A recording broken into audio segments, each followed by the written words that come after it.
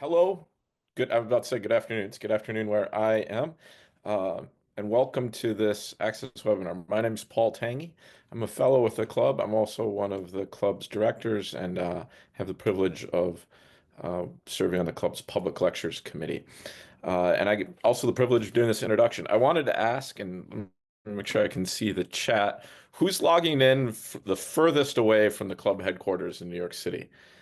If you think that you're somewhere far from New York City, you want to type in the chat where you are. Bangalore. Okay, I think that that's probably gonna win. Can anybody beat Bangalore?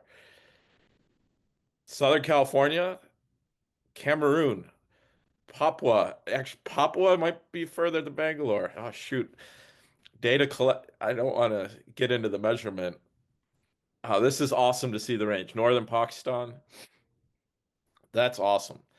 I think maybe somebody can research this of which is further from New York, Papua or Bangalore.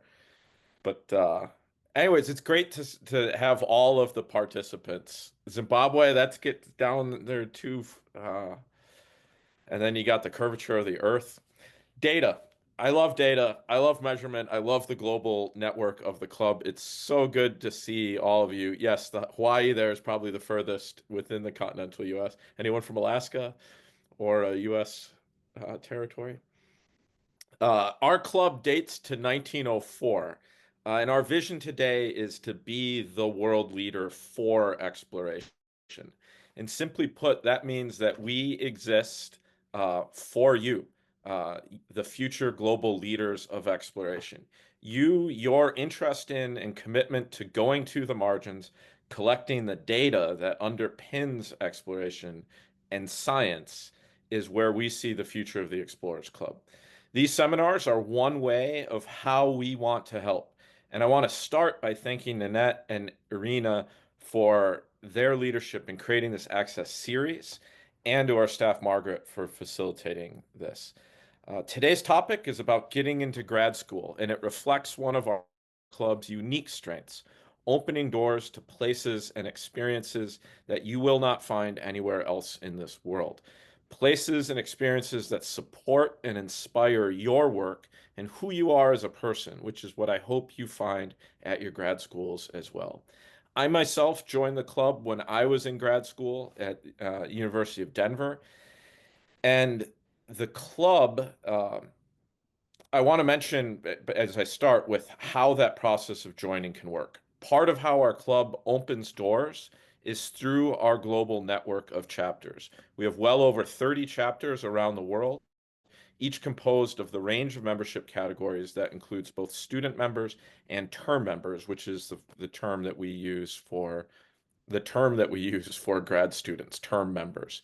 In the ideal series, or the ideal behind these membership categories, which have reduced pricing, and the main criteria for these membership categories is enrollment in a school, is that you join in a student capacity or as a term member, and then as the club supports you in your research and in your scholarship in grad school, you participate in the activities that will eventually earn you full membership in the club and fellowship once you publish, which is the path that I took. Uh, any of the club staff or the leadership are happy to talk about this. You can also message me, find me on LinkedIn or on Instagram. I'm happy to help any of you get involved. I am so excited about this series though, because when I first joined the club when I was in grad school, I remember going to my first Rocky Chapter Mountain meeting and being like, this sounds like a cool group. I don't think I belong. And the welcome and the reception that I got in the club changed my life, and it changed what I'm doing today.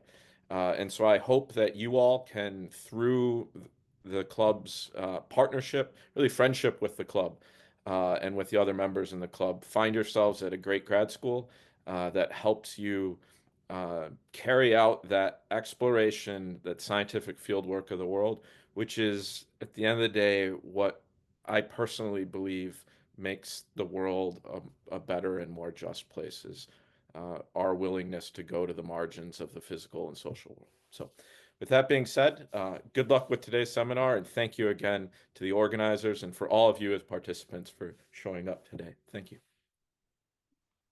Thank you so much, Paul. That was great. I'm Nanette, and now I'm going to provide a quick introduction to the Access program. So this is a new program that has grown out of the existing mentorship program at the Explorers Club, which pairs mentors and mentees together to meet for a year. So Erina and I were paired up together in this program, and over the course of the year, we would often discuss how we didn't have family or training and how to become an explorer. But we both have had amazing mentors who have helped us access the pathways that we chose to become the explorers that we are. But so often, young individuals or first-generation students from traditionally marginalized communities lack access to the resources and support necessary to pursue STEM careers or scientific exploration. And this can come from a lack of knowledge taught or experienced on how to navigate the path to becoming an explorer. And barriers such as financial constraints and unfamiliarity with the hidden curriculum of professional development can exacerbate this access.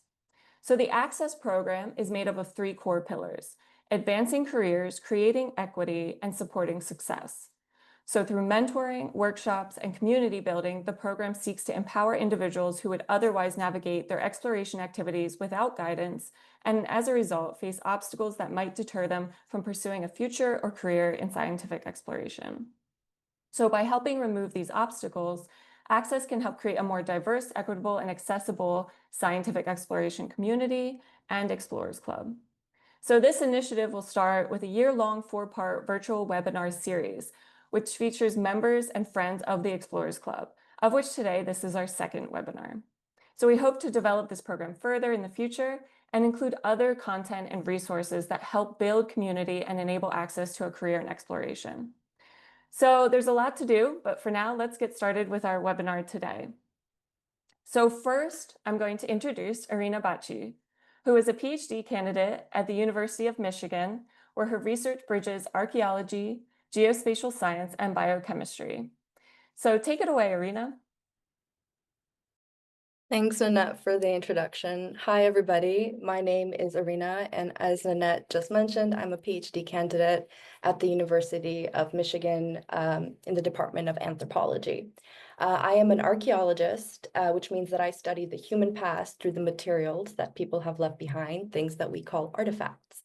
Unfortunately, I do not study dinosaurs, which is a common misconception, so I'm very sorry to disappoint there for those of you interested in dinosaurs. I'm going to talk a little bit more about my research in the coming slides, but before I wanted to provide a very quick overview of my educational background. So I hold 2 master's degrees, one in applied anthropology from Mississippi State University and one in anthropology from the University of Michigan. And I received my BA in archaeology from the University of Toronto. So you may have noticed that while I am an archaeologist, most of my degrees are in anthropology. And this is because in the United States, at least, archaeology is a subdiscipline of anthropology and is often housed in the Department of Anthropology. This is something that I found out when I was in your seats many years ago when I was searching in vain for archaeology masters and kept on landing on Department of Anthropology web pages. I also have on here that I have 2 masters, and I am not mentioning this as a flex. I never intended to do 2 masters, but when I was again in your seat, I didn't know that in most PhD programs, you actually get a master's along the way. And if I had talked to somebody, I would have found that out very easily. But again, I didn't know, but now you do. So the more you know. So if we could just go on to the next slide, and I'm going to talk a little bit about my background. So I've known that I wanted to be an archaeologist ever since I was a little kid, and a big part of that is my background. So I'm from a little village in Albania, near one of the most famous sites in the country, the royal tombs of Selsa Poshna. So as a kid, I heard a lot about the people that lived in this country before and in this land before me, and I wanted to know more. I'm also a first-generation immigrant and college student. So I was born in Albania and I immigrated to Canada when I was very young. And as a first-generation college student, this means that I'm the first person in my family to go to grad school. My parents have always been very supportive of my decisions to pursue a degree and PhD in archaeology.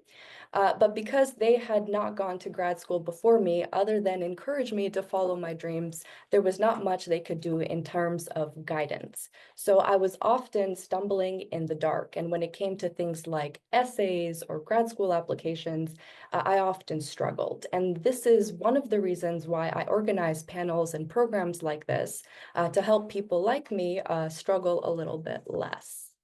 So if we could just go on to the next slide. So very briefly, to provide a little bit of information about my research. So geographically, I work in the Balkans, which is located in Eastern Europe. Specifically, I work in a small country called Kosovo, which shares a border with Albania, Montenegro, North Macedonia, and Serbia, just to give you a little bit of context. And chronologically, I focus on the late Bronze and early Iron Ages, which as a non-archaeologist, you may be wondering what in the world is that? Those are just terms that we use to refer to different time periods, but roughly for context, it's about 3,000 years ago. So I study people that lived in the Balkans about 3,000 years ago. And my main research questions ask why people live where they do, what drives settlement and mobility, and how hill forts, the primary type site in this time period, functioned in the landscape. Methodologically, I use GIS, Geographic Information Systems, to visualize and analyze spatial data, and stable isotopes to study movement and herd management. And if we can just go on to the next slide, you can see a little glimpse of what my research looks like on the ground. So on our left, we have a small test unit at one of my primary dissertation sites in Kosovo. In the middle, we have an Iron Age pot fresh out of the soil. This is one of my favorite finds. And on our right, we have my team working to excavate the surrounding wall of a hill fort in Kosovo on the foothills of the Accursed Mountains. And that's where I'm going to stop research-wise today, because I really want to spend my time with you to talk about grad school and how to apply. So if we can just hit the next slide. So how did I get to where I am today? So I always knew I wanted to be an archaeologist, and I always knew I wanted to return to the Balkans. I learned early on that in order to direct my own field project, because I wanted to be the boss, I guess, I learned that you needed a PhD for permitting reasons. So by some deductive reasoning, I realized that at some point I needed to get a PhD.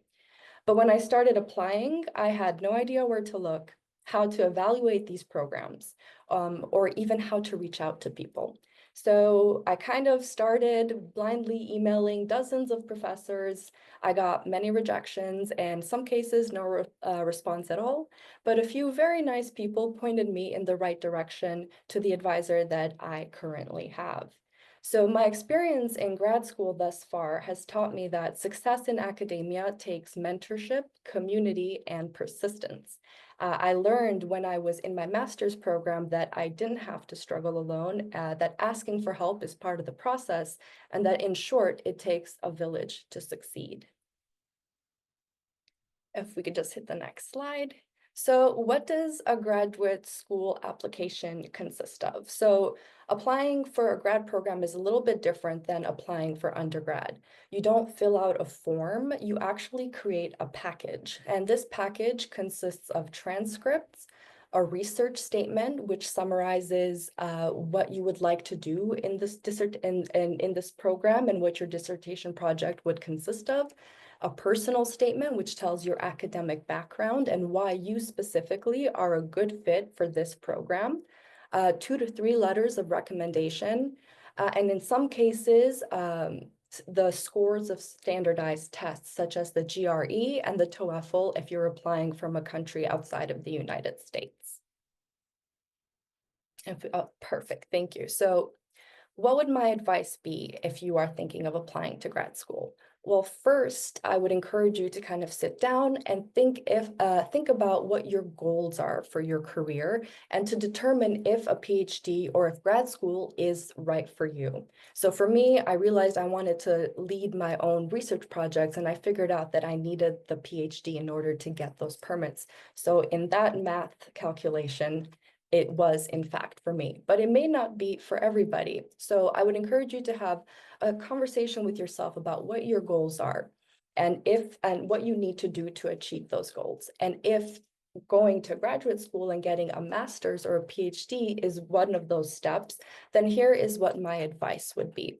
So first, I would suggest that you start laying the foundations early for becoming a stellar applicant. So what this consists of is finding good mentors and building your village early on. So finding faculty members when you're an undergrad who are dedicated and committed to your success. And the way you do this is by becoming a member of faculty members' labs, going to field schools, going to office hours, asking questions in class. Another great source of mentorship is actually talking to graduate students. They're often overlooked, but a wealth of resources and information, and they're closer to you in age, so they're easier to and less scary and less daunting to connect with. Next, I would suggest that you start building your CV and get as much experience as you possibly can early on. Again, this looks like going to field schools, participating in a lab, seeing if you can participate in workshops, trainings, certifications. English is my second language, and going to conferences if you can. Conferences are expensive and daunting as well, but I would encourage you to try to attend one, a local one that's less expensive to go to early on, just so that you can practice networking and getting to know different faculty members from other departments. At some point, it would be a good idea to maybe keep a list of programs and potential advisors that you would like to reach out to. And in the latter half of your undergrad, I would start pulling together the pieces of that application package. So again, this would consist of starting early. So if you do need to take standardized tests, make sure that you're looking into booking them early so you have time for those scores to be processed and sent along with your application materials. Also give yourself time to study. Some folks take a few months to study for some of these tests. Reach out to potential advisors in advance. You don't want to be spending a lot of time writing an application package just to find out that the advisor at that program is on sabbatical or not taking students. So reach out to folks early. And if they respond positively, set up a time to meet with them where you can pitch your research and get to know them so that when application season comes around, you are a familiar face and you're not just a name on a package. Second, I would encourage you to use the resources around you. So ask folks for their successful applications. You don't have to start from scratch. So ask grad students in your department or ask grad students in the department where you want to apply. And most people will be very happy to share their application materials with you, and you can use them as a template. Speaking of templates, I would suggest that then you create a template of your documents and then tweak them for every application. You don't want to send a generic application to all of your programs. A lot of the information is going to be the same, but what makes your application stand out is if you can name the faculty, the labs, and the resources at that program that makes you very excited to attend. Another kind of tips and tricks that I would recommend, let your letter writers know early and let them know the deadlines for when they have to send their letters in. Give them drafts of your materials so that they can be very specific in their letters. They can mention the grants that you've received, the classes that you've taken, and the field schools that you've attended. That shows that you are involved and that you've taken initiative so that they can write very specific and strong letters. And last but not least, something that is overlooked, see if there's ways that you can deal with some of the costs of applying to grad school. Applications cost money, and so do these tests. So if you can start budgeting or saving early or reaching out to see if you can have some of these application fees waived, it will make the process a little bit more budget friendly for you. If we can just hit the next slide. And just some kind of quick thoughts for international students. When you're applying outside of the United States, there's additional hoops that you will have to jump through. This includes language tests, applying for visas, and in some cases providing proof of funding. So just keep that in mind and make sure that you're giving yourself extra time. Last but certainly not least, when you are an international student and you are traveling from halfway across the world, it can sometimes be quite a culture shock. So not only are you entering this new phase of your career, but you're doing that in a different country in a different language. So I would encourage you to find advisors who are aware of that and very committed and supportive of your specific background as an international student. And if we can just hit the next slide. So in summary, if I can do it, you can do it. But I would just suggest learn from my mistakes. Don't struggle alone and in silence. Reach out to folks. People want to help graduate students, faculty, professors. They want you to succeed. So build your village early. Ask for help when you need it. Find good mentors early. And when it comes to picking your program in the end, make sure that you pick a place where you will thrive. So it's a long path. It's a winding one. It's not always easy, but it's definitely worth it. All right, great. Thank you so much, Erina, for that introduction. Next, we have Raquel Gilliland, who is a monitoring program effectiveness analyst at the Puget Sound Partnership. The floor is yours, Raquel. Thanks. That was awesome. I love this club. There's so many cool people here. So as I've said, my name is Raquel Gilliland, and I'm currently working at the Puget Sound Partnership. So I'm coming to this webinar with more of a management, monitoring, ecosystem-wide background, and kind of from that point of view. The Puget Sound Partnership is a state agency working to lead the region's collective efforts of restoration within the Puget Sound. And the Puget Sound is a region of a big body of water within Washington State here in the US in the Northwest region. Pacific Northwest. And I'm the monitoring program effectiveness analyst, which basically means that I look at all of our restoration and conservation projects and make sure that they're delivering the results that we want to see, and that we're really getting the best bang for our buck. And then also, I'm currently located in Tacoma, Washington, and an active member of the Pacific Northwest Explorers Club chapter. So as we said earlier, we've got chapters all over the world and just got into this chapter and started working with them. So I'm really excited about that. So all that to say, if you're in the area, come say hi. And then I have my LinkedIn picture there. And then, sorry, if you could just go back one more. I was also a Knaus Fellow, where I was placed with NOAA, a National Oceanic and Atmospheric Administration, in the Ocean Atmospheric Research sector, with Sea Grant and NOAA this right before this job. And so if you have any questions about that, also please feel free to hit me up. Next one, thanks. So where did I come from? Grad school starts really, really early, and it really starts in undergrad. So you want to be able to get as much research and hands-on experience as you can. I went to school in Florida at Stetson University, and throughout that time, I volunteered and interned with all these different nonprofits, Shark Allies, Roten Institute of Marine Sciences, Marine Discovery Center, the Bonner Program. I was in Greek life. And all of that really helped me figure out, what do I want to do? What do I like doing? What do I not like doing? And I was really working all over the place because, unlike Erina, I did not know exactly what I wanted to do. And so I was really just trying my little piece at everything. Through undergrad, make sure that you're gaining different skills, whether that's lab work, GIS work, scuba, teaching, field work. And then additionally, start building your network as early as you can. You want to access those undergrad professors, access grad students, and then just start asking people, ask your professor, where did you go to grad school? Did you like it? How did you do it? And so forth. Next slide, please. So what I did, I didn't know exactly what I wanted to do after grad school. So I took some time to work, which I really recommend. If you don't know exactly what you want to do and exactly what you want to study, I really recommend taking time to work. I took off 2.5 years and I lived in Florida and Hawaii, and I worked again for all these different nonprofits, government, for-profit, academic research sectors. And that's also where I got into the Explorers Club, was through the Coral Restoration Foundation's CEO is one of the Explorer Club members, and he sponsored a lot of us interns to be able to get our applications. So You never know what small little threads will come through some of these internships or volunteering or so forth.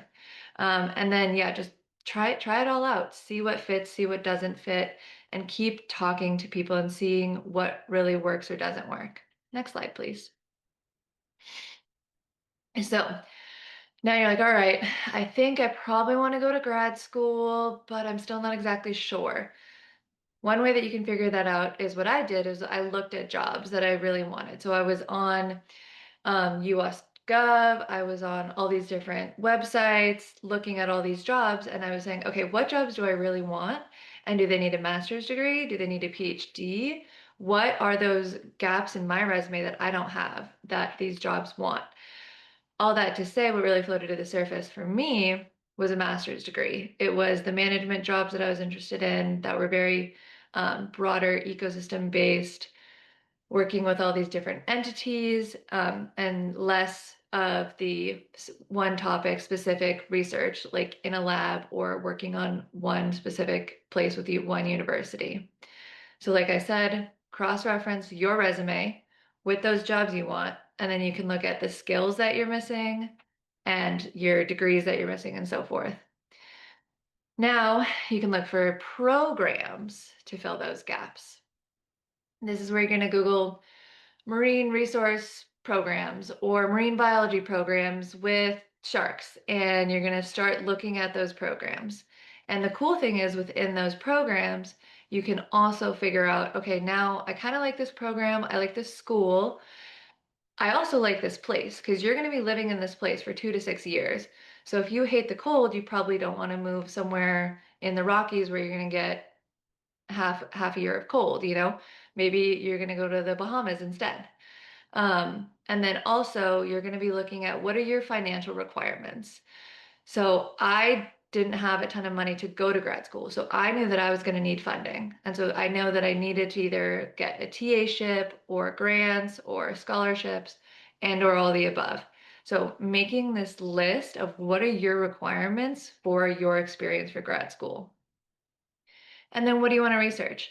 Do you know that you definitely want to research sharks or coral or salmon or zooplankton? Or is it more general? You really want to do like a marine law and policy where you're working with all of these different sectors, maybe fish one day and coral the next, and like more of a broad management perspective. What do you want to know?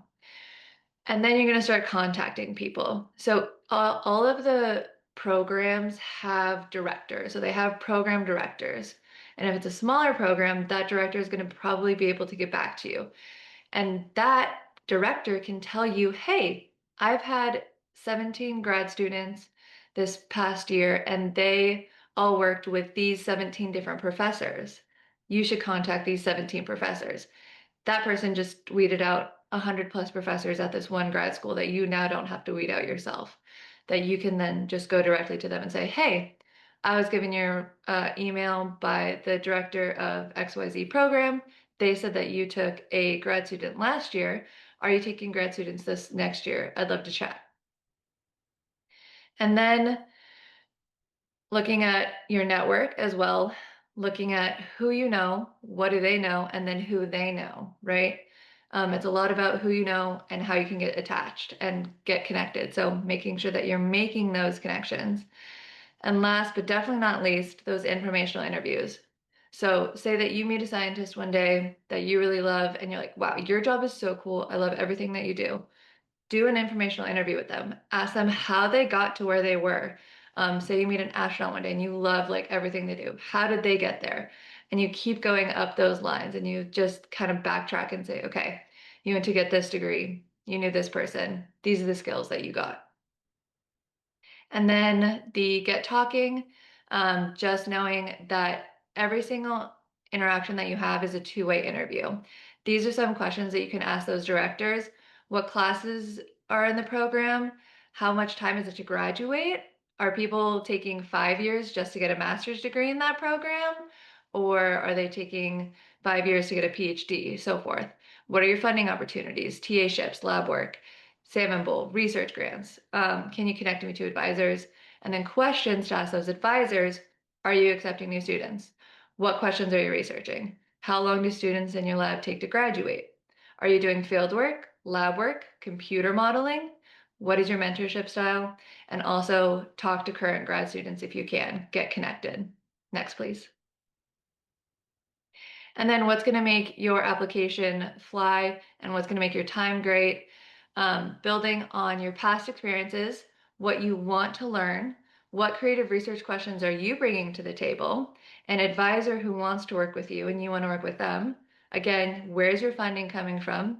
Your compelling why. I want to go to grad school not because I'm bored and don't have anything else to do, but because I want to, XYZ. And then does your program align with your long-term goals?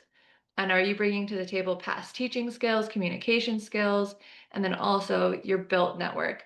And then try it all while you're there. Like, go volunteer out with your friend that's doing this research that's way out of your box. Like, take that Saturday and climb up the mountain with them, or whatever they're doing. Like, go work with them in the lab on a Friday night and like learn about those systems that they're working on when you're there. And if you have any questions, there's my email. Find me on LinkedIn. And that's all for me. Thank you, Raquel. That was great. Next up, we have Mariam Naseem, a PhD graduate researcher in planetary geology at the University of Maryland, College Park. Take it away, Mariam. Thanks, Nanette. Yeah, as Nanette said, I'm Mariam Naseem. I'm a PhD candidate at the University of Maryland, College Park. I'm in the geology department. I do planetary science research, and my co-advisor is at NASA Goddard. So I also get that sort of dual advising.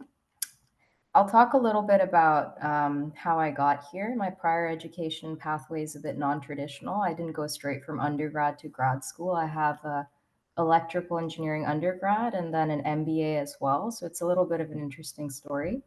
Next slide, please.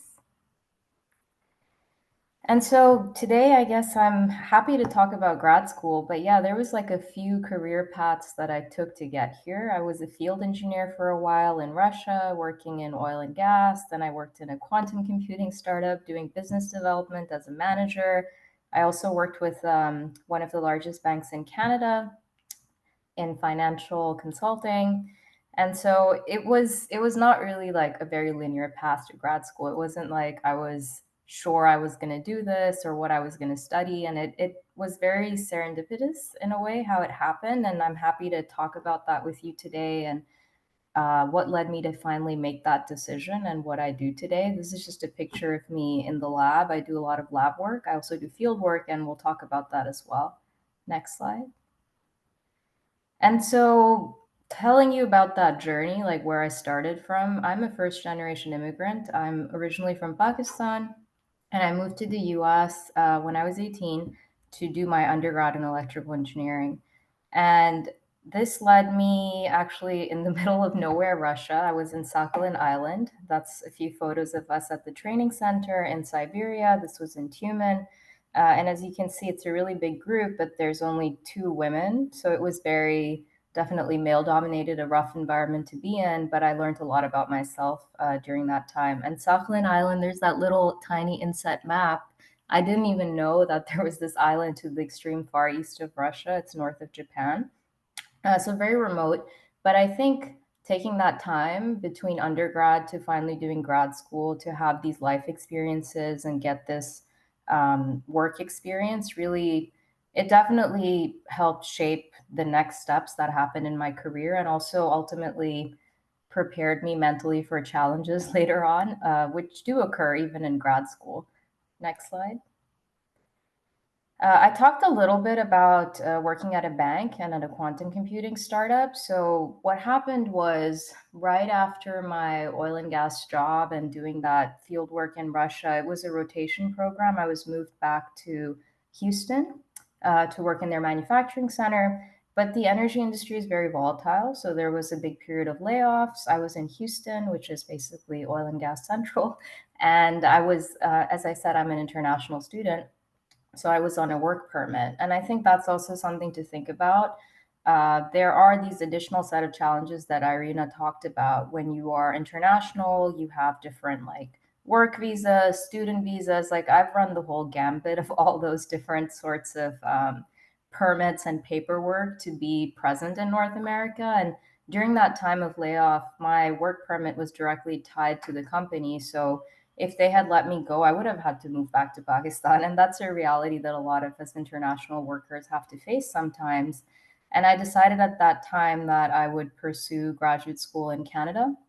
I wasn't really sure if I wanted to do um, a master's in electrical engineering, but I was interested in more management, project management, program management, leveraging my technical background, but doing more managerial work and perhaps like having a broader skill set, which led me to choose an MBA. So that's the first graduate degree I did. And that was at the University of Toronto. So I made that move by myself, again, as a first gen immigrant moving out to Canada. And it did lead me to technology consulting and business development work in emerging technologies. That's what I had written in my application. That's where I ended up in a way. And it was great. Like, I really enjoyed working first in the startup ecosystem and then at the bank.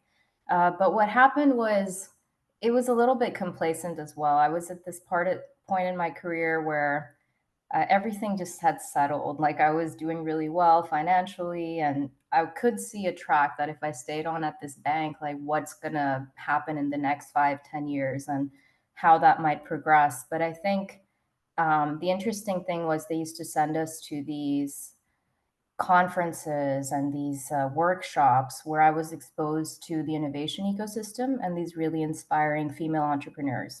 They were working in blockchain or quantum computing or artificial intelligence, all the buzzwords, but they were talking about how they launched their own companies or what led them to follow certain career paths. And I ended up, like Raquel said, having some informational interviews with them later. Like, what led you to follow this career path and what steps did you take to get here? And during one of these conversations, I was talking to the managing director of Accenture in Toronto, and she was telling me about how, this whole blockchain ecosystem startup that she had started was her passion. And like, she's asking me what my passion is. And I started talking about aerospace because you might remember from the start of this talk, I now work with NASA. And she could see my eyes light up and she was like, wow, it looks like you're really interested in space. So maybe that's something you should pursue. And I didn't even know like how to get started in Toronto. She's like, oh, aren't there any like meetups you can go to or like people you can talk to? And I was like, I don't even know. This is a black box to me. And she introduced me to one of her friends who was a lawyer, but had organized an aerospace conference. And that kind of really helped, like that networking, it really took off from there. And that's what this is about, never too late to follow your dreams. So during the day, I was working at the bank, but in the evenings, I started reaching out to people on LinkedIn, at the Canadian Space Agency, at startups to understand the space ecosystem. Next slide. And so that's how my space journey began. I ended up accepting a job. It was a lateral move. I took a pay cut and moved out to Montreal. So I left Toronto. I left my partner there and we did long distance. I made a lot of big moves to go out to Montreal and take this step into aerospace as a consultant. So I leveraged my business skills and got this niche job out there in Montreal. But then what happened next was COVID, which was not a great time for many of us. And there was a lot of work shortages. So the company lost a lot of contracts, and I was let go basically, along with a lot of the other junior consultants. And I think at that time, I was reevaluating my career decisions as well. I talked to a mentor at the bank, one of the directors, and I was like, oh my God, what do I do now? I went out into aerospace and I've just like, now I don't have a job anymore. I'm unemployed. Should I go back to the bank and work in financial services again? And I think this takes us back to the point some of the other panelists have raised about having good mentors and advocates. So in that moment, I needed some encouragement to keep on following the path I was on. And that's what my mentor said. He said a lot of people, they might never even identify what they're passionate about or get the opportunity to pursue it. And you're kind of already on that path, so you should keep on going forward. So that's what I did. Next slide. I ended up utilizing a lot of scholarships and opportunities. Like Raquel said, I was working at a lot of nonprofits then in aerospace, and that opened up some scholarship programs for me. I ended up going to a conference where I actually met the Canadian Space Agency president, and that led to a contract with the CSA. So something did work out, and I started working there. But at the same time, now I was in the industry I wanted to be in. I was in aerospace, but I started to think a lot about what role do I want in that industry. And another program helped me. It's the International Astronautical Federation Launchpad Mentorship, where I was paired with Pam Melroy, a former NASA astronaut as well as associate administrator. And we were talking about my interests, like human spaceflight versus astrobiology, which is the search for life beyond Earth, where I should do this degree. So a lot of these questions come up when you think about the future and opportunities on grad school. Should I do it in Canada, in the US? How do I leverage the background I already have in business? I also care about supporting women and minorities. So how do I take all these interests and chart a path to grad school? And again, one of the realities I had to contend with being international is that there are export control regulations in aerospace. And so I had to basically think more about fundamental research and astrobiology. Next slide. And that ultimately took me to grad school. I researched a lot of programs, sent out a lot of emails to people at NASA as well as advisors. And I think that's really the most important takeaway is really just make sure that the person you're going to work with for 5 to 6 years, your PI, is someone that you can see yourself working with. Is that not just a topic you could work with, but also a person that you could work with? The CVs and personal statements, other people have already told us it's really important to tailor that to each application. And the recommendation letter. So before I made that leap to grad school, going from business to grad school, there were 2 years in the middle where I found a mentor at NASA Goddard. And I was working with him remotely, doing research in Canada, helping run simulations and getting up to speed on that research, because that's something they really look for in grad school, especially if you come from a non-traditional background. It's so, so important to have that research experience, as well as those people in academia who are going to write you recommendation letters. And please just take all your shots. Like, even if you come from a non-traditional background, don't hesitate to apply. Next slide. And so today I work with NASA. That's my co-advisor, and it's just been really wonderful. I think I didn't know all the opportunities that would open up from taking this leap, like all the conferences, workshops. Mission design is an area I'm really interested in. So it can be a scary leap, especially if you're already establishing a career or if this is going to be your second career, but it's worth it. On the other side of it, it really is worth it. Next slide. Tons of fieldwork opportunities. I've been out to the Arctic twice, the Atlantic Ocean. I'm headed to Antarctica thanks to an Explorers Club grant. So really grateful to the club for supporting my research. And you guys actually have another webinar coming up about fieldwork opportunities. So keep an eye out for that. Next slide. And so final reflections, research opportunities, just definitely like look at everything out there, try to see where your interests lie. It's okay if you have a few interests like me, talk to people, talk to mentors, help to narrow down those options, start early. That really helped me a lot. Contact advisors, please talk to grad students. I know that other panelists have emphasized this. This is just really so important. I learned so many things just from talking to grad students about different PIs, about opportunities, what the department culture is like. Make sure to customize applications. I've reviewed so many undergrad applications now from mentees where they didn't unfortunately take the time to really understand what the department was looking for and why they're applying to certain PIs. And don't give up. Like, perhaps you've applied in one round and it didn't work out. Give it another shot. You know, opportunities exist where you least expect them. And I think that's it from me. Thank you. Thanks so much. Great introduction, Mariam. Thank you. Last but certainly not least, we have Elic Weitzel, postdoctoral fellow at the Smithsonian National Museum of Natural History, where he researches the historical ecology of Eastern North America. Take it away, Elic. Thank you very much.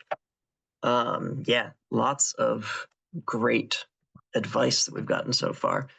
I'll try to add a little bit more and reiterate and emphasize some things that have already been covered. So yeah, I'm an archaeologist like Erina. A lot of my work is oriented towards human ecology, and I'm a postdoctoral fellow at the Smithsonian. Before that, I got my PhD from the University of Connecticut, a master's degree from the University of Utah, and bachelor's degree in archaeology from Dickinson College. Yeah, next slide. So just a bit about what it is that I do. As I said, very much focused on human ecology. Part of my research does this in the past, as I am trained predominantly in archaeology. So I look at a lot of historical ecology. My main research at the moment is on white-tailed deer historical ecology in North America, and Central America in the future as well too, where I spend a lot of time looking at busted up old deer bones and trying to use those to understand what the environment was like in the past, trying to reconstruct how deer populations responded to human hunting pressure, environmental change, things like that.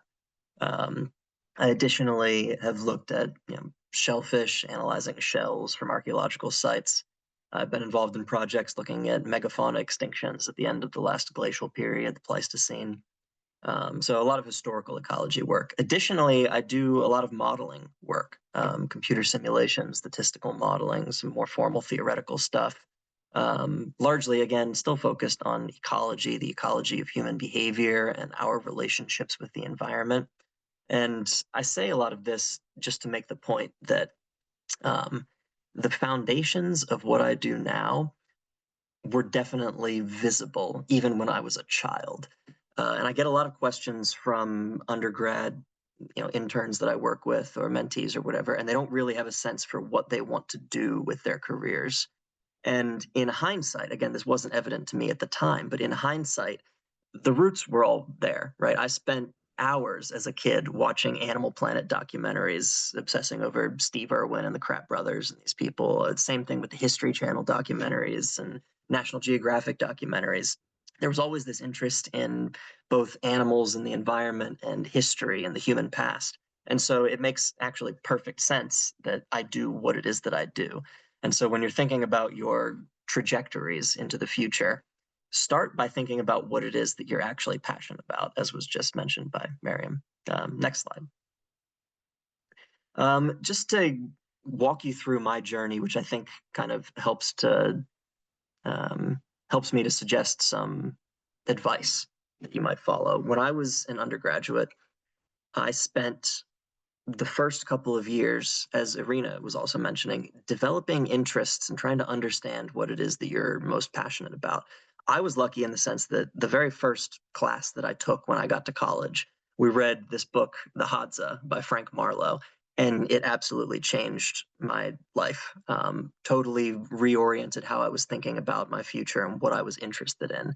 Again, I always kind of knew that I was interested in archaeology and these kind of ecological dimensions, but this book and the way that Marlowe was understanding, hunter-gatherer peoples, it was a pivotal moment for me where I realized this is what I want to do, something like this. And I then just had to figure out how to piece it together with my other interests.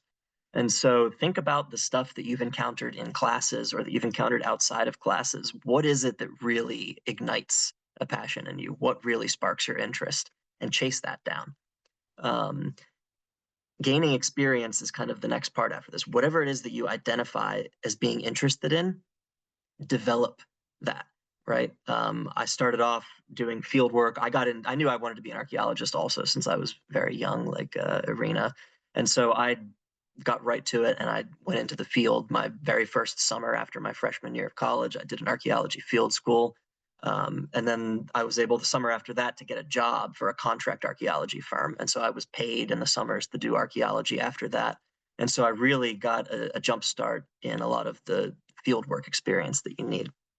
I was also really interested, though, in that academic research side of things. And so I elected to do an undergraduate thesis towards the end of my degree.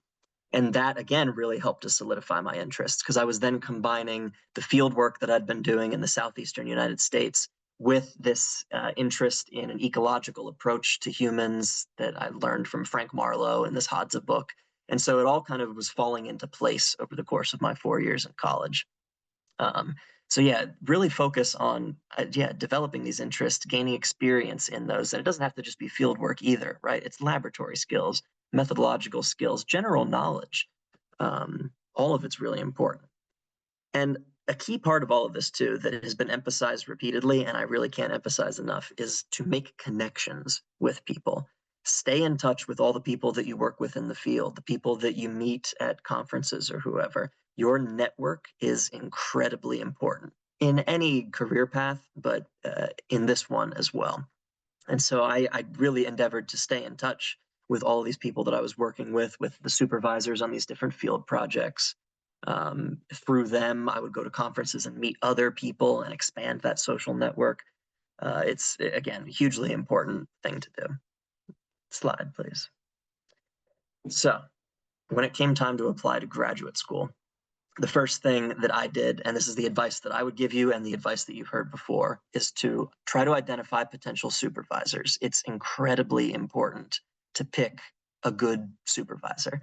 I mean, yeah, I've been doing this for years now. I've seen a lot of people go through graduate school, and I've seen people leave graduate school. And oftentimes for them, that's a very good choice. The two main reasons that I see people not complete graduate degrees is either they're doing something that they're not particularly passionate about, they weren't following their passion, or their graduate supervisor wasn't the best choice for them. And so these are two really important things to pay attention to. Follow your passions and make sure you pick somebody good to work with. So when I was trying to identify potential grad school supervisors, I essentially just looked at all of the papers that I'd been reading for my undergraduate thesis research, and I looked at the ones that I thought were the coolest. And I figured out who wrote those, and I Googled them, and I figured out where they teach, and I sent them emails. It was very much just like that. I identified a couple of potential supervisors through their papers that I'd been reading. The next thing that I did was to evaluate them. Because as, again, was emphasized previously, you're going to spend a lot of time with your graduate school supervisor. Especially if you're going for a PhD, it can be, I mean, in my case, I was in my PhD program for 8 years, not counting my master's before that. So I've been in grad school for 10 years when all was said and done. That's a long time to spend with someone. And so you want to make sure the choice is good. I went out, I had the option to meet these people in person, which was great. Not everybody will encourage you to do that. Some grad school supervisors don't encourage that, but ask them if they're okay with it. And if you can swing it, go talk to them. At the very least, if you can't do it in person, try to schedule a Zoom call or something. And when I was meeting these people, it was partly for me to evaluate them just as much as it was for them to evaluate me. In addition to talking to the potential supervisors, though, talk to their students. They're the ones that are going to give you really good insight as to what that person is like. If they're still actively doing research, if they're actively bringing in grant money, if they're a kind and good person who's actually going to mentor you and support you, talk to their students. That's the key kind of advice that I would give you for that. And I just want to say, too, that meeting these potential supervisors is the only reason that I got into graduate school. I came from a small liberal arts college in my hometown in Pennsylvania. I didn't have great research experiences. I was applying to programs to do types of research that I'd never done before, that the two archaeologists in this liberal arts college didn't do. And so the only reason I got in is because I set up meetings with people when I went out, in this case to the University of Utah, to visit. I didn't know it at the time, but the way that their application process works is that you need 2 faculty members to sign off on your application if you're going to be admitted to the program. And so the potential supervisor that I'd identified, he was willing to sign off and say that they should accept me. But I didn't know that this was the process at the time. And so I actually never set up meetings with the other archaeologists at the University of Utah. And so none of them agreed to support my application. I got this inside information years later. But there was a cultural anthropologist who I had just read some of her work. I thought it was cool. I figured I would meet her while I was out there in Utah. And she's the one who actually seconded my application. And she's the only reason that I got into grad school. I only applied to 2 programs. I didn't get into the other one. Utah was the only one I got into. So these connections do matter. Go out and make a good first impression and meet these people. Yeah, next slide. And just to show that, again, there's some nonlinearity in all of this. I didn't stay at the University of Utah. I spent 2 years there and I mastered out. I left with a master's degree and I switched and I applied to PhD programs back east for a whole variety of reasons. Only applied to 2 again. This time, 100% success rate. I think I knew a little bit better about what I was doing. And I think the key part in a lot of these applications to graduate schools is that I was pitching projects. I was pitching research directions and ideas. It's something good to think about when you're writing these materials. You're not committed to doing what you're proposing, but by pitching a potential project idea, or at least the direction that you want your research to go in, you're demonstrating that you know how to think like a researcher and that you are aware and you have some knowledge of some field. You can totally change your mind later, totally change directions once you get there. But it was a trick that I kind of used to get accepted to these programs. And I think it worked out well enough for me. Next. So yeah, just to summarize all of this, fundamental thing is to follow your passions. If you don't really care about what you're doing, you need to ask yourself why you're really doing it. Pick something you're interested in, identify that direction and go in it. Get experiences in that. Cultivate a great set of relationships and a robust social network. Identify supervisors, really important. Look for people that you can work with, all the ways that we've talked about so far, and you're assessing them just as much as they're assessing you. And so, yeah, that's my advice. Go out and apply. Thanks. That was great. Thank you, Elic. All right, now we're on to our panel discussion. So we asked people to pre-submit questions on our RSVP and received many questions in return. So I went through and grouped questions based on themes and then selected one per panelist. So to get us started, I will ask each panelist a directed question. Others can also chime in afterwards, and then we will open the floor for live questions from our audience. So first up, a question for Mariam. So you have experience in several fields. Any advice for the best approach applying to science-focused grad programs or exploration research roles with a non-traditional background? And you went into this in your introduction, but maybe you have some tips and tricks for us as well. Yeah, truly, I think the most important was getting that research experience. It's great to have passion and interest in that topic, but unless you demonstrate that you have done some research in that field, it's going to be a really big leap. And I did, it was polarizing, I would say, my background. Like some conversations I had with PIs, even though I was doing research already at that stage with my NASA mentor, who I actually met through it was a webinar. He was giving a talk about icy ocean worlds, which is the research topic I'm involved in today. And I sent a cold email after and said I really wanted to get research experience. I'm considering grad school. And we took off from there and we worked together. Very, great collaboration for 2 years, ended up writing a paper. But even doing that research was not enough sometimes for certain PIs who were like, well, it's been almost a decade since your undergrad ended, which was a technical undergrad, but it was in engineering. And now I wanted to do science. So it kind of falls on you sometimes to help make those connections for people to show how your skill set from what you've done in the past might still relate to the science degree and demonstrate that you're adaptable and willing to learn and gain the skills that you might not already have today. Wow, great. Thank you for that input. Anybody else have any other tips or tricks for that as well? Okay. Oh, great. We'll move on for a question for Erina. So, Erina, how important is research experience compared to internships or work experience for graduate school admission? I was muted. Okay.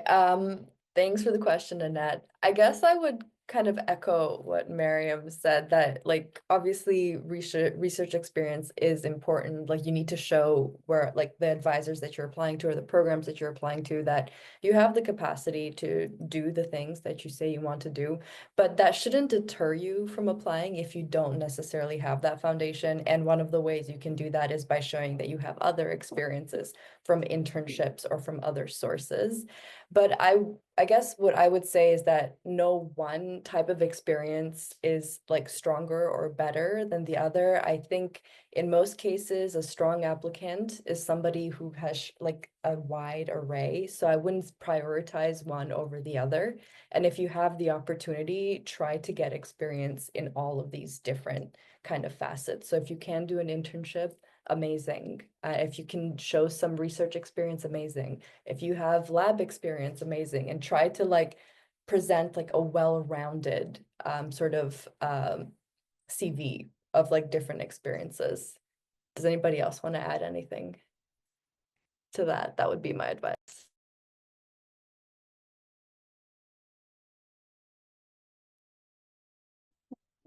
That was great advice, Erina. Thank you. Now a question for Elic. How did you navigate going from an undergraduate student to a leader in global field research? So what pathways exist to make regional degrees more employable globally? Big question. There's an aspect in there about, thinking about regional experience or more particular experience and the relevance of it more broadly.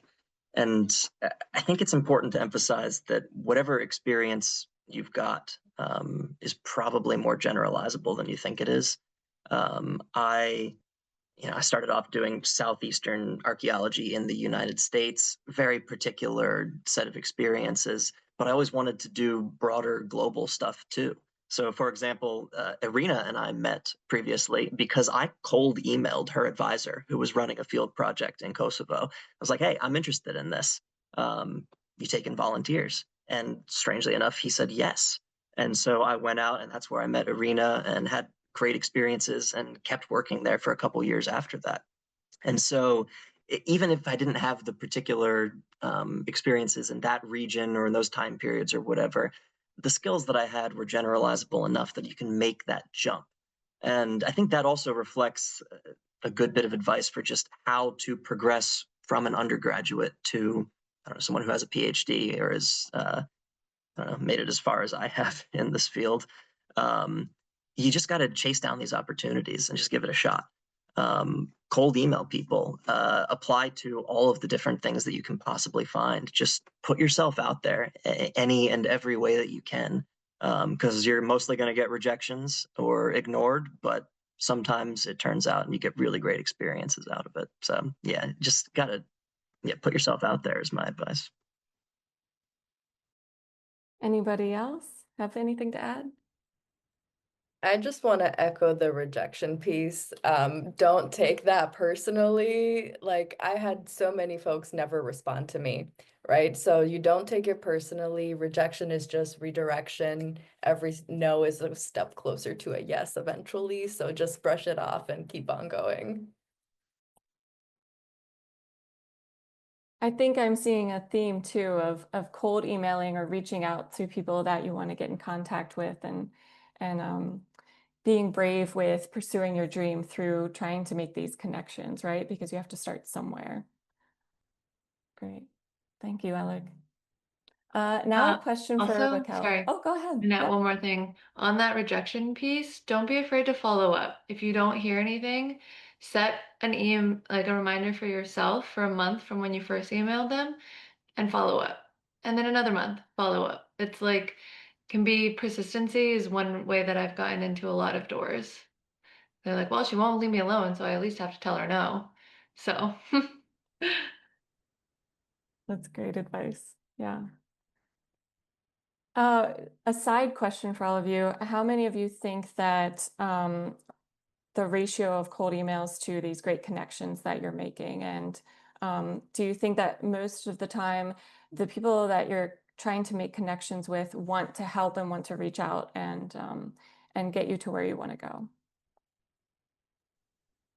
Yeah, I definitely think that most people really do want to help. And even if they can't help you themselves, maybe they connect you with someone who can, or at least give you advice pointing you in the right direction. Yeah, I agree. When I was first trying to get into the aerospace sector in Canada, I think almost 70% of the people I cold messaged on LinkedIn were willing to have a conversation. Like, we're all really passionate about this topic. So it also helps like how you approach them. Like, if you approach them for advice and how did you get to where you are, and explain that you want to get into this field, you're trying to break your way in. What tips do they have for you? Like, people love to give advice. So it helps if you position it that way and don't say, oh, hey, give me a job. So be a little bit nuanced about it.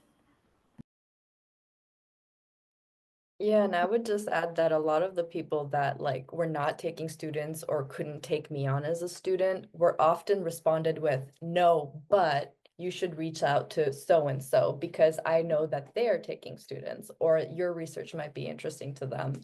So you might get a no, but you might get a helpful suggestion in where to look.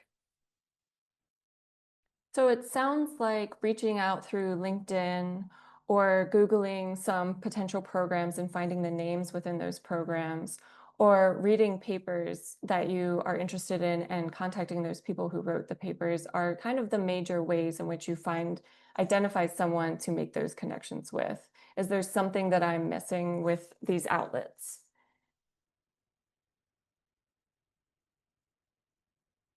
Yeah, I think during COVID, it was a lot of like online workshops and lectures. And during one of those lectures is how I realized the topic I'm interested in, which is astrobiology, and found that mentor at NASA. And we're still going strong. Like now it's been 5 years since we've been working together. So really just keep your eyes and ears open.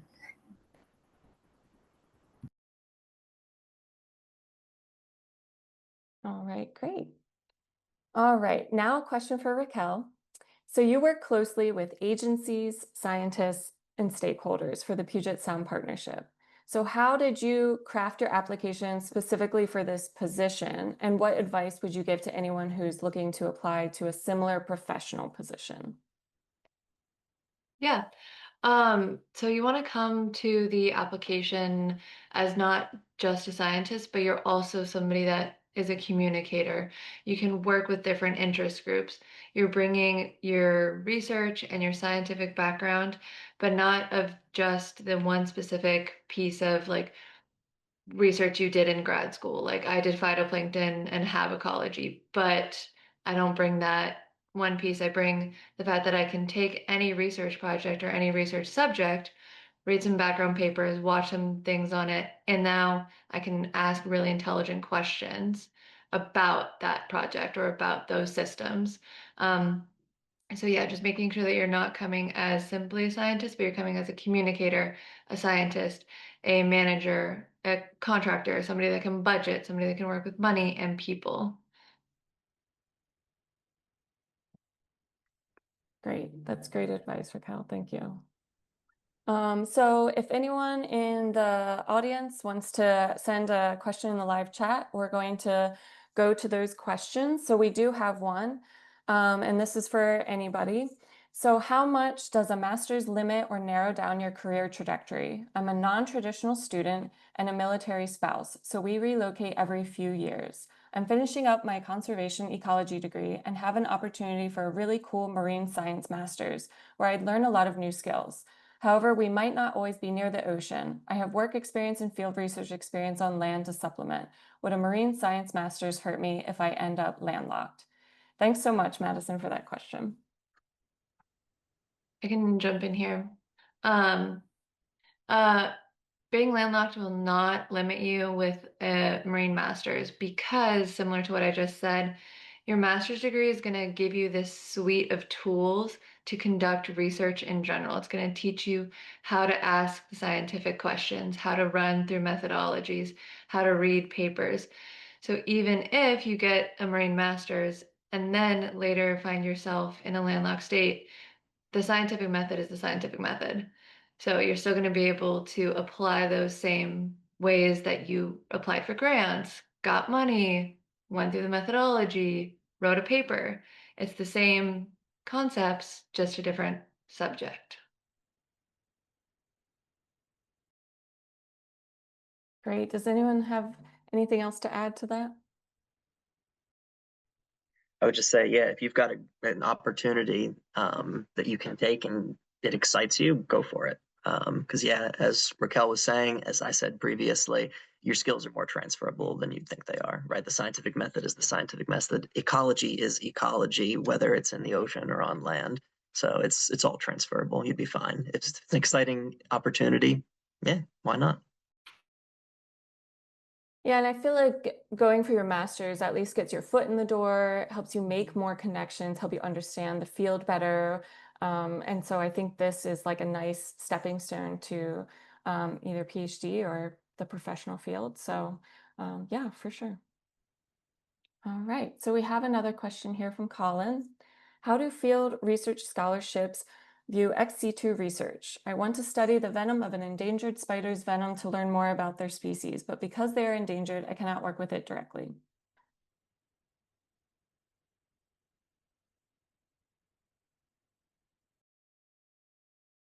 Um, I don't know where exactly you're working, Colin, but at least here in the US, there's different ways that you can work with endangered species and like specimens through different like paperwork that goes through EPA and like the state that you might be in for being able to say like this is the research I want to do and this is how I'm going to handle that animal or specimen. So I would talk to whoever you're researching with and working with on like what those that paperwork and options might be because it might not be a dead end depending on where you are. Yeah, to add on that too, if there are some research scholarships that I suspect you're referring to that really do emphasize field research, not laboratory or other kinds of research. So that could be a potential problem. But still, I don't know, email the program manager and see if that would actually be a problem. If you can tie it into broader questions of field research, maybe it'll still be good. There's also other research scholarships out there too that aren't just field focused. Yeah. I agree. And maybe reaching out to someone who does this type of research or looks at this particular spider may be able to help you and be able to modify that application to kind of include maybe some field research to help with that. All right. Thanks so much, Colin. Okay. We have some more questions here coming in. Wow. Okay. So, all right. Sadi Patel, I'm looking for astrobiology projects. This is a very interdisciplinary field, and thus quite a few times my project proposals don't fit specialization from just one lab. Where do I draw the line of reaching out to new professors versus making this proposal a little more vague or even choosing a wider PhD project? So Mariam, this might be in your field here. Yeah, thanks for the question. By nature, astrobiology is a very interdisciplinary field. We have a lot of themes within astrobiology, thinking about the search for life beyond Earth and also the conditions that might give rise to life, life detection missions, origins of life on Earth. My advice would be find a theme within astrobiology that you like, be that maybe exoplanet research. Like for me, it's outer solar system, icy ocean worlds. For some people, it's origins of life. So maybe just the theme is enough. And then look at PIs. Like this was great advice I got.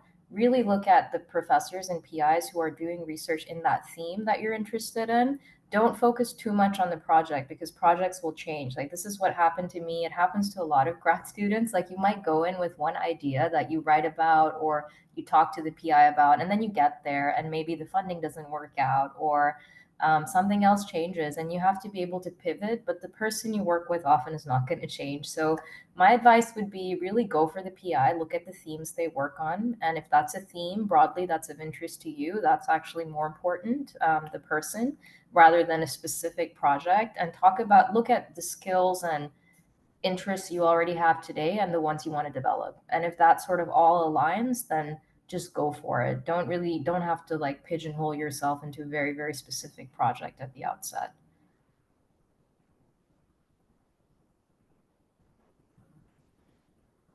Okay. Anybody have anything else to add to that? I would just echo how important it is to be flexible, as Mariam already said. You really don't want to pigeon yourself. And this is a mistake I made when I was 10 years ago looking for programs. I was very certain I wanted to work in Albania, a very specific time period, a very specific group of people. And that probably explains why I got a lot of no's, because a lot of people were not willing to take on a student who wanted to do such a rigid project. So it wasn't until I met my current advisor and he suggested that I relocate. So I actually work in Kosovo now, and I originally wanted to work in Albania. And it wasn't until he suggested this pivot where I can keep my research questions, but it's easier for me to get permits and access to the field that I was able to then have a project that was successful. So tapping into your research interests and tapping into broad questions, and then being flexible about what your actual project is going to be. Because once you're in the program, most people here can attest your project is going to change. You're not going to have access to all the funds you need at some point. You might have access with permits. You may need additional training. And I'm not saying this to sound negative. This is just the reality of the situation. So you need to be flexible and willing to pivot.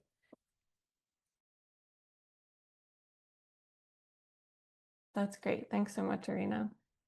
So I have a question, and this is towards Raquel's experience, but we can open it to anyone. So how necessary do you think are advanced degrees when making a transition from, say, getting an undergraduate degree in the scientific field to going into a professional job in the science and exploration field? Do you think everyone needs the master's, needs the PhD, or can have other experience? Yeah, there's two sides to this coin. One, if you're coming in with a graduate degree, you're going to be able to come into a higher pay grade in most factors. So whether you come in with a master's and that immediately puts you at pay grade X, whereas if you come in with a PhD, it immediately starts you at pay grade Y. Um, so that's one thing to consider. Another thing to consider is, what do you want long term? Do you want to work in state? Do you want to work in federal? Um, Again, look at those jobs on those government nonprofit websites that interest you. What are they asking for? Is it master's required, PhD preferred? Is it undergrad required, master's preferred? Because also sometimes if you get a PhD, you might qualify yourself for some of these other positions.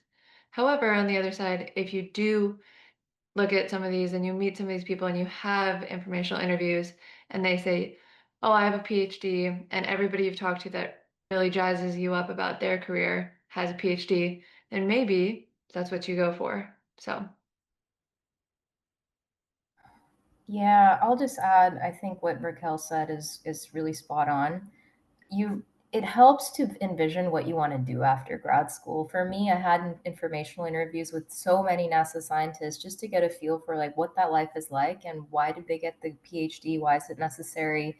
And if I wanted to be a research scientist at NASA, it became clear to me that in order to be a principal investigator, in order to be able to write these proposals and get funding for my ideas, I will need a PhD. And the masters would have been limiting because there would be another PI who I would be working under and they would be leading the research direction. So that helped to define my choice to do grad school. Or if you want to be a tenure track professor, then you must have a PhD at most institutions. For R1 institutions. But truly, if it's going to be in a professional workplace, not always will you need that advanced degree. So really look at the jobs, look at the postings, look at other people in those jobs, because a PhD is a really, really long commitment. We're talking like 5 to 6 years, and if you don't need it, then maybe you don't need it, right? So really, really do your research before you get into this, because it is a long-term commitment.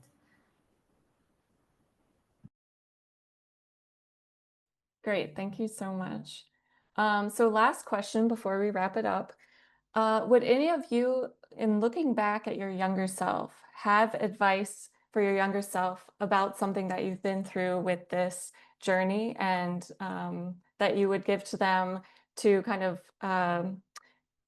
move a little smoother through this journey to get where you're at now?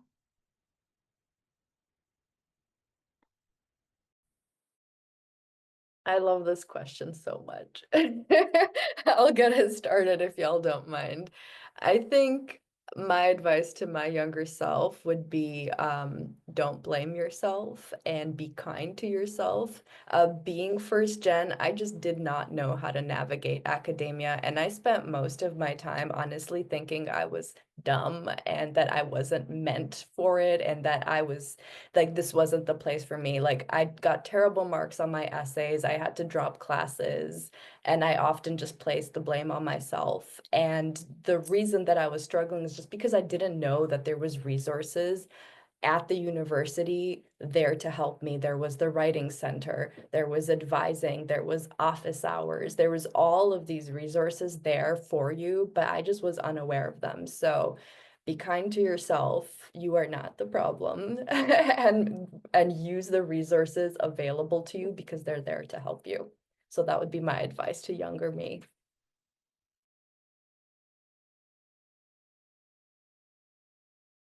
Anybody else have any advice?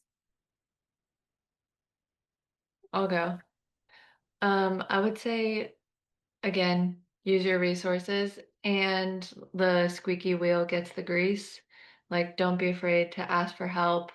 Like, keep poking people with those emails, keep asking around, and then like use the help that you're provided. Like, the reason that I got into grad school was because of the Explorers Club mentorship program.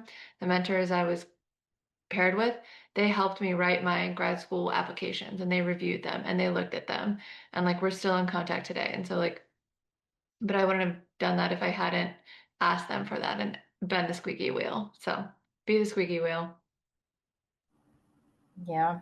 I'll say trust your instincts and your passions. Like it might not always be a linear path, and I think there's actually a lot to be appreciated in the journey you take to get someplace. Like I think I was pretty hard on myself about making this big pivot so much later on in my career into aerospace now, and sometimes I'm like, what am I doing? It can be a lot to do grad school later on in life, but trust that everything that happened along the way happened for a reason and that it made you the special person you are today. And I think others have mentioned this, but don't be afraid to ask for help along the way. A lot of the opportunities I got were through some incredible advocates, mentors, people who were looking to pay it forward, and they would have not known to help me if I hadn't put myself out there and maybe made that cold connection or asked for help. Yeah. I would definitely have benefited from all of that advice too. The thing that I keep coming back to and thinking about this question, I don't know, I'm sort of a jack of all trades, master of none type of academic. And for a long time, I found myself fighting that and trying to force myself to, I don't know, specialize a bit more or try to become like a really expert in one particular thing. And that just led to a lot of, I don't know, frustration and inactivity and being hard on myself and thinking I was lazy or unmotivated or something like that. When in actuality, I think if I had just trusted in what I was actually interested in and followed those passions, I don't know, it would have turned out better or, in a lot of ways, maybe even the same as now, but just I would have felt better about it, knowing that, you know, I was doing what I was really passionate about and not trying to force myself to do something a little bit different or tangential. So yeah, just again, maybe I keep coming back to that a lot, but trust in what you're actually passionate about and follow that. All great advice. So before we wrap up, I want to quickly thank our panelists again for generously sharing their time and expertise with us. Erina and I also want to thank Paul for the introduction, the Explorers Club, and the wonderful folks on the Next Generation Committee who helped make this series possible. And most importantly, thank you all for joining us today. So we'd love to see how far we can take this program, and your feedback is invaluable. Please take a moment to share your thoughts through a short survey, which you can access via QR code on the screen. And if you enjoyed today's panel, be sure to RSVP for our next session on February 19th, which will focus on finding and funding field schools. We'll be sharing a poster soon with more details and the bios of our speakers. But if you are already sold, you can RSVP now via the second QR code on the screen. All right, thank you so much for joining us, and take care.